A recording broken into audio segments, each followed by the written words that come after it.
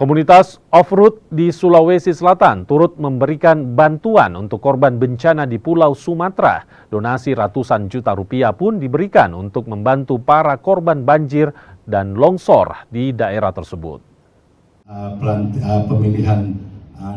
Donasi untuk para korban banjir dan longsor di Pulau Sumatera terus berdatangan. Kali ini dari komunitas off-road yang tergabung dalam Mitsubishi Pajero Club Indonesia Chapter Sulawesi Selatan.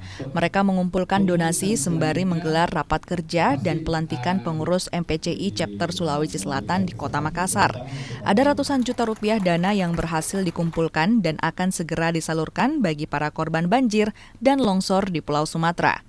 Untuk South Sulawesi Chapter dapat membawa terbang lebih tinggi lagi untuk chapter dan sehingga akan menginspirasi untuk chapter-chapter yang lainnya. Apalagi untuk kondisi saat ini di November kemarin ya, di sekitar Sumatera Utara, Aceh, dan di daerah-daerah yang lain telah terjadi bencana ke depannya.